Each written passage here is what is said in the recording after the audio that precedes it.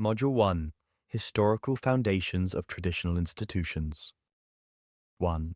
Module Overview Activism is the intentional, organized effort to bring about social, political, economic, or cultural change. It involves individuals, groups, or organizations that seek to influence institutions, policies, laws, cultural values, or collective behavior. Activism exists on a spectrum ranging from peaceful advocacy, lobbying, petitions, and educational campaigns to more disruptive tactics such as boycotts, strikes, protests, or direct action. Key characteristics of activism. Purposeful.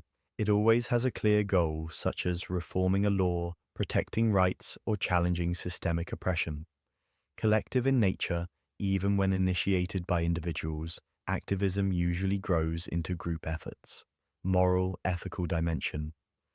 Activists often believe they are working for justice, fairness, or the greater good.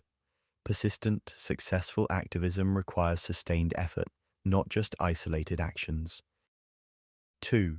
Sources of authority and legitimacy. Traditional leaders derived authority from multiple overlapping sources. Hereditary lineage. Leadership often passed within families, ensuring continuity of governance. Spiritual endorsement.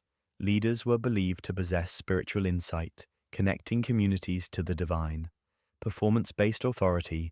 Leaders who demonstrated competence in conflict resolution, resource management, and communal welfare earned respect and legitimacy. 3. Governance mechanisms. Traditional governance operated through consensus, participatory deliberation, and customary law.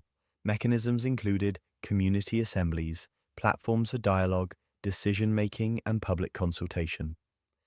Mediation and restorative justice. Disputes were resolved through negotiation, reconciliation, and restorative measures rather than punitive action.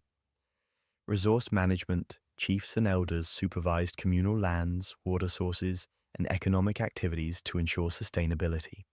3. Governance mechanisms. Traditional governance operated through consensus, participatory deliberation, and customary law. Mechanisms included community assemblies, platforms for dialogue, decision-making, and public consultation. Mediation and restorative justice. Disputes were resolved through negotiation, reconciliation, and restorative measures rather than punitive action. Resource management. Chiefs and elders supervised communal lands, water sources, and economic activities to ensure sustainability. 4th, social and political roles.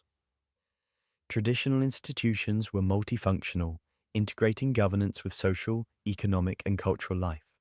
Conflict resolution, maintaining societal harmony through structured dispute resolution processes.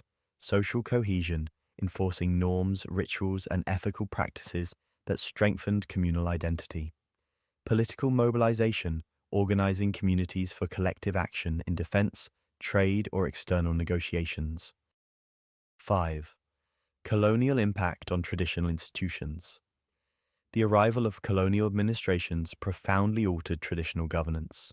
Indirect rule, colonizers often co-opted traditional authorities, granting limited powers while undermining autonomy. Codification of customary law. Informal and flexible customary practices were formalized, often distorting their original meaning. Hybrid governance models. Modern states inherited a blend of statutory and customary systems, creating tensions and opportunities for governance innovation. 6. Enduring relevance. Despite external pressures, traditional institutions remain resilient and relevant. They mediate local conflicts where formal justice systems are inaccessible. They provide cultural continuity and a sense of identity. They offer alternative governance frameworks adaptable to modern development and policy challenges,